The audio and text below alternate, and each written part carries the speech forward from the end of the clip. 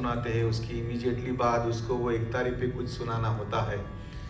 जैसे अभी आप देखोगे तो वर्षा आपके सामने सामने सुंदर लावणी पेश करेगी, और जो लावणी के लिए ये जो दूसरा इंस्ट्रूमेंट यूज़ किया जाता है, परकशन इंस्ट्रूमेंट, इसको ढोलकी बोलते हैं।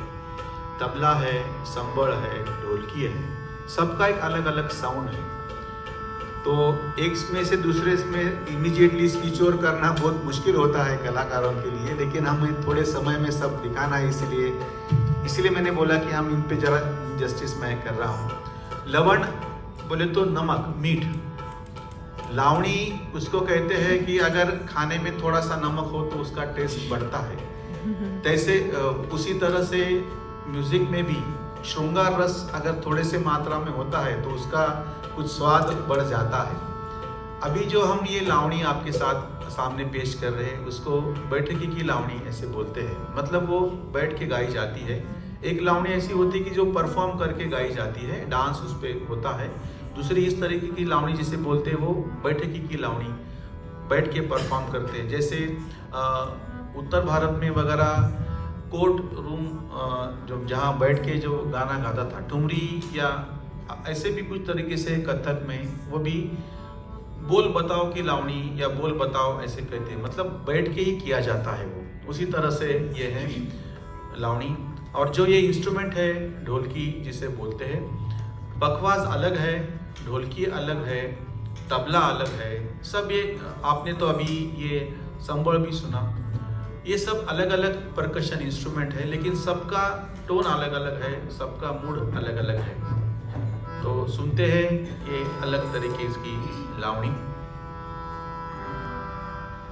In Indian tradition, if you see, if you just have a thought of Krishna, because this is, as he said, it is all about romanticism, romantic mood. Now, romanticism is also very well accepted in Indian spiritual tradition. If you look at Krishna, if you think of Krishna, when Krishna is everything almost. If he is going to war, then he is a very good warrior. He is nothing apart from the warrior. If he goes to mediate, then he is a very good mediator, negotiator. But if he is sitting with Radha, then he is a very good lover. Then he will play the flute. Then all the weapons and everything will go up. So romanticism has a special place in Indian tradition, the spiritual tradition. And as I said, Krishna depicts every kind of emotion. I would say that Krishna is the epitome of all the human emotions, because everything is there in Krishna. Like Rama is Maryada Purushottam, there are some limitations. That's why Maryada limitations. But in Krishna there is no limitation. Krishna is everything, and you can relate to Krishna. Everybody can relate to Krishna.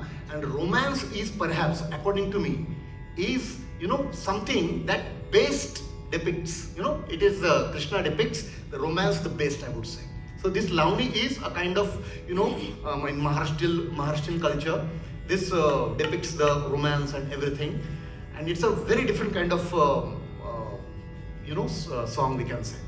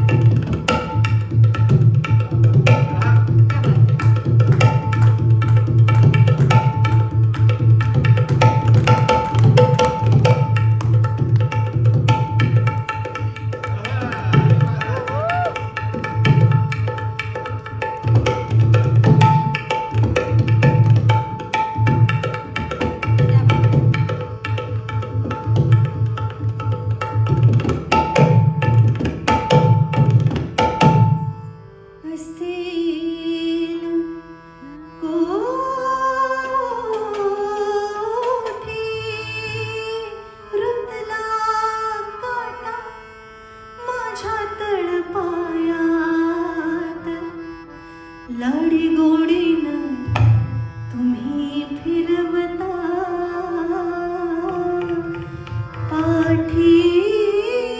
पाठीवरती हात, याचा बुभाट होईल उद्या, अहो याचा बुभाट होईल उद्या, मला लवकर घराकडे जाऊ द्या, अहो ओ सजना, दूर दूर आना, जाऊ द्या सोडा जा.